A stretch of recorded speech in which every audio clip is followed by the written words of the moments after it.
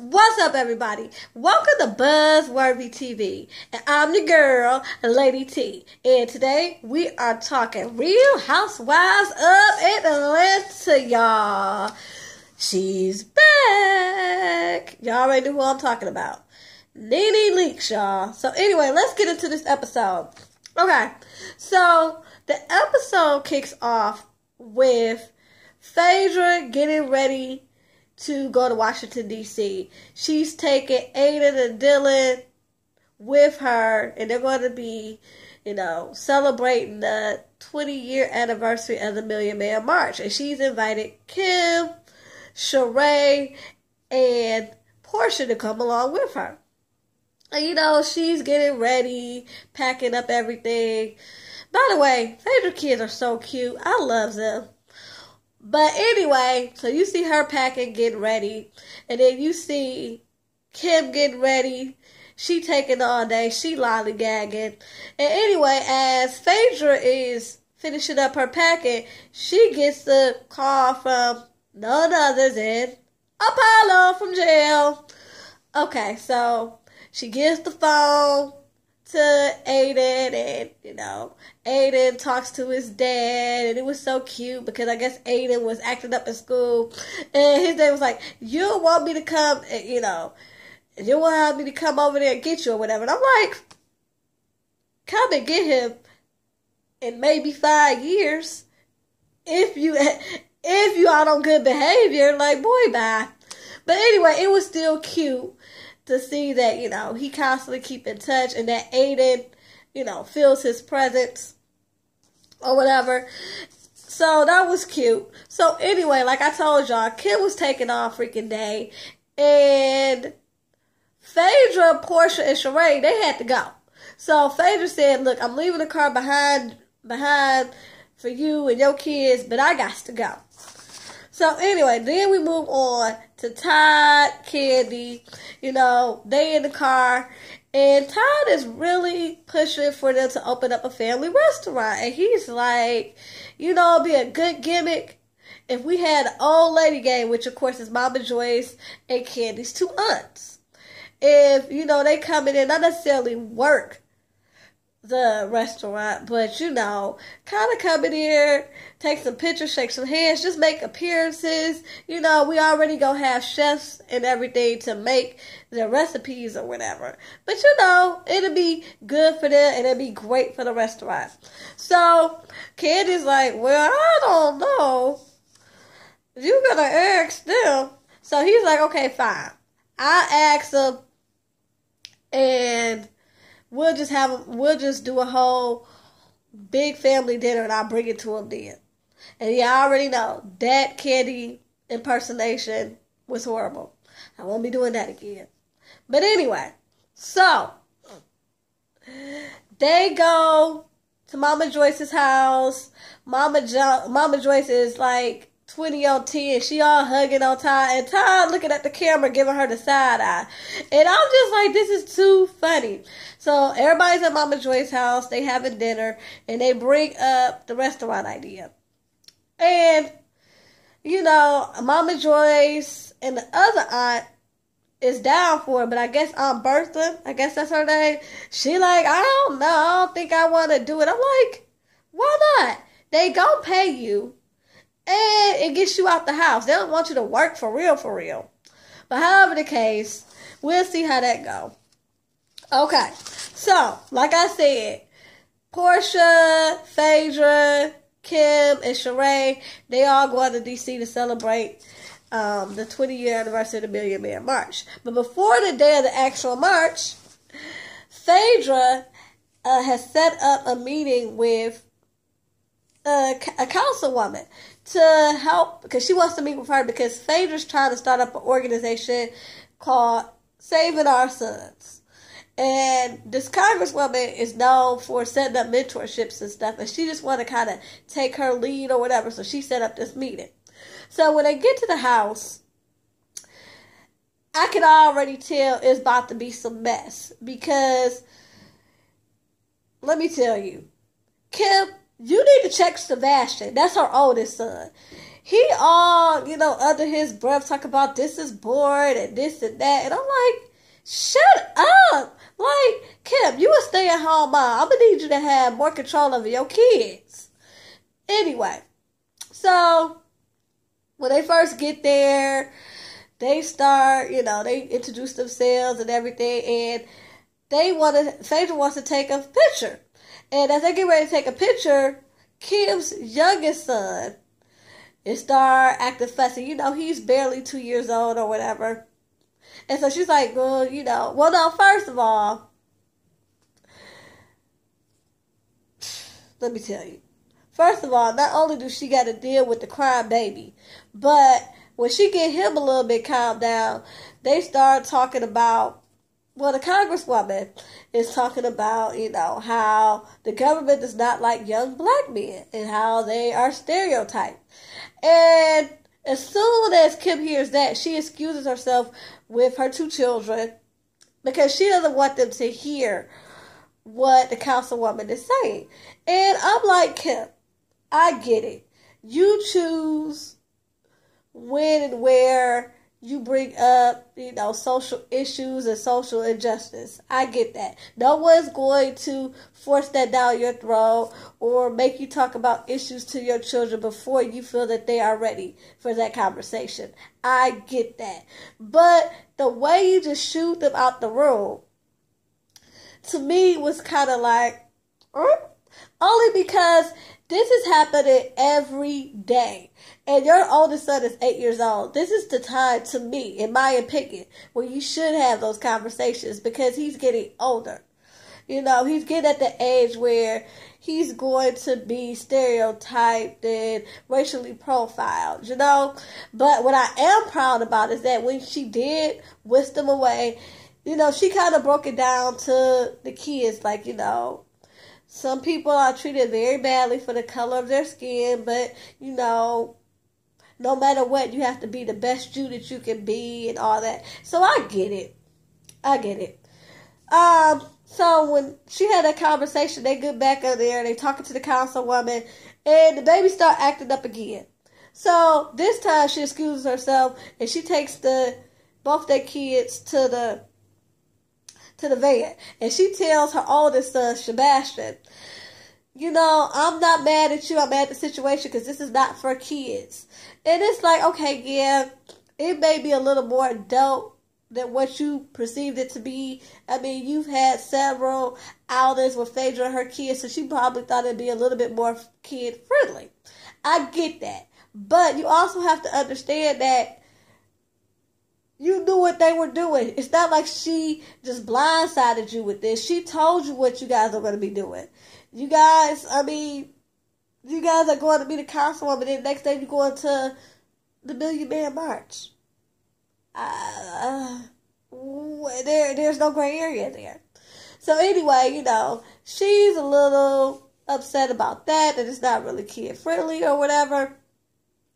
And so when they get ready to have lunch or whatever, Kim still hasn't came back. And so Sheree is like, well, I'll go and I'll go see if she's okay. I'll go check on her. And Phaedra's like, yes, please go check on her. Because Phaedra's like, look, I like him and all, but I already had came out here with a mission. I came here to, talk to the councilwoman, pick her brain about my charity, and participate in the Million Man March. That's what I came to do. So, yeah, go check on her and her bratty kids. So, anyway, Sheree goes and checks on Kim. And Kim is like, she's trying to put the baby to sleep. The other baby, he's playing or whatever. And she's like, are you okay? She's like, I'm fine. I'm just trying to put him to sleep, or whatever. And Sheree asks her, like, are you coming back in? And she was like, well, yeah. And she was like, yeah, because if you don't, it seems kind of disrespectful. And Kim was like, disrespectful? How is it disrespectful? I'm being a mother. And I get it. You are being a mother. But it's just like, first of all, Dylan and your youngest son are not too far apart in age. And if Dylan can behave himself, I'm gonna need you to get control of your kid. And then your oldest son and Aiden, they're 2 years apart, with your son being the oldest. Because your son is like 8, and I think Aiden is like 5 or 6. So, if Aiden can sit his butt down and be respectful and have manners, then I'm going to need you, especially with Sebastian. Okay, your first baby is 20 months old. I get it. That's difficult, But Sebastian, you don't need to get him. He all disrespectful, talking about this is boring. Don't nobody want to be here. I'm not eating their food. Like, he was just horrible. So anyway, we move on to the next day of the trip. And, everybody's getting ready to go on the march. And come to find out, Kim can't even stay for the march because she has another obligation. So I'm like, why did you even come? You didn't really sit down and, kick it with the councilwoman. You're not staying for the march. You being here was just useless. Like, oh my goodness. So anyway, at the march, everybody is, sitting there listening to the speakers or whatever. And Phaedra brings over to Portia and Sheree. Oh, side note. Sheree has bought her son Cairo. He's off away at school, but he flew down for the Million Man March, so he's with them. So anyway, at the march, Phaedra brings over to Portia and Sheree the women who have lost their sons to police violence. And, they're talking and everything. And one of the women says, it's just so good to see you and your son, you're here with your son. I miss my son. It was just like, wow. And that's what really touched my heart. Like, this episode didn't have a lot as far as drama, but I appreciate the episode because it's just like, you get to shed light on some important issues. First of all, the anniversary of the Million Man March. I mean, what a monumental moment that was. I remember being in middle school and watching that in class and being like, wow. That was just such an amazing thing to witness. And then, they had the Million Woman March. My mama went to that. And I was just like, wow. And so that was amazing. And then to shed light on this senseless violence when it comes to our young black men. So I was here for all of that. And so, they got a chance to talk to some of the women. And it was just really overall a successful trip. So let's get back to Nene, y'all. So Cynthia is running around the house trying to make sure everything is right. The house is clean and the food's on the table. Like, she is just doing the most. Because Nene is coming back like, yes, like, she is ready to, like, she is just like, you would think the president was coming to town the way Cynthia was acting. Okay? So, anyway, Nene gets there and, they talk about how their friendship is in a much better place and all that. And Cynthia, she's so thirsty for Nene's friendship. She's like, can you please block me, unblock me off Twitter and Instagram and all that. I'm just like, girl, if she blocked you and y'all been texting, then she don't want to communicate with you. Not for real. But she asked you to block her, and then she said, we'll see what we can do. We'll fix that tonight. Like, Nene is still her on the purse strings. Like, Nene is still the dominant one in this friendship. And Cynthia's just soaking this all in. I'm just like, what for? Why? Like, I'm not saying Nene a bad person, but when you let somebody have that much control over you, and is the more dominant one in the friendship, you really got to reevaluate. Especially when they control your actions. Like, for one, when she told Nene that her and Kenya are cool, she was like, what? Nene gave her the side eye. And here comes Cynthia, backtracking. Well, we ain't cool like me and you cool. We're just, getting to know each other. We're in a good space. I'm like, Don't have me smack you, Cynthia. And let me tell you why. Because even though Kenya got her ways, she has been nothing but supportive to you. All your drama that you had with Peter Pumpkin Eater, all that, all her just listening to you cry and trying to be there for you and everything. Come on now. She deserves more than that. And just because Nene come back in the picture, you don't need to, you don't need to have, backpedal your friendship with Kenya. I'm sick of that. That's just wrong. And, I almost forgot, y'all. Let's talk about Kenya. So, Kenya has come back from Detroit. She's dealing with the fact that her mama didn't want to see her or whatever. She tells Cynthia, and Cynthia gets a little emotional because she's here for Kenya. That's what I'm saying. It seems like they have a pretty good friendship. Maybe not, they might not be as thick as thieves as her and Nene, but you can't deny that Kenya's friendship with you is genuine. So I don't like how she was downplaying that to Nene. But anyway, they talk about it, and Cynthia tell her, like, look, if I was you, I would have climbed through that window and everything. Like, you're going to talk to me. You're going to give me some answers. And at first I was like, well, if she already said she didn't want no kids and she virtually just gave this, Kenya up for adoption, then she's basically treating her like a child that she given up for adoption. But the fact that she's seen Kenya, at family functions, Christmas time, all that, and don't just look right through her, I can understand Kenya want answers. Which brings me to with Kenya's Aunt Lori coming to see Kenya. It was Aunt Lori and Aunt Lori's daughter. And Aunt Lori is just basically like, I don't think you had a right to come to her mother, basically Kenya's mother's house. And Kenya's like, what are you talking about? That's my mother. And I think what happened was, like Lauren said, she said, I'm getting a call from my sister telling me to tell you, can you tell Kenya to please stop? And I think what happened was that Kenya came up there with them cameras.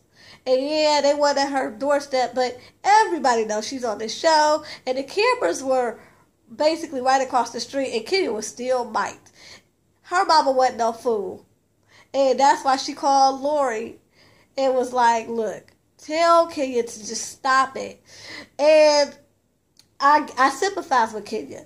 To be face-to-face with your mother and her not even acknowledge you is really, gut-wrenching. It has to be really gut-wrenching. But also, Kenya, you got to understand, too, that it seems kind of weird that you haven't really... Well, I can't say that because the father said that, she's done this before. So I can't say that Kenya didn't try to reach out to her without the cameras. But Kenya, you got to know that if she hasn't reached back out to you, that doing it on TV ain't going to make her want to reach out to you, okay? So you just got to accept that it is what it is, unfortunately, okay?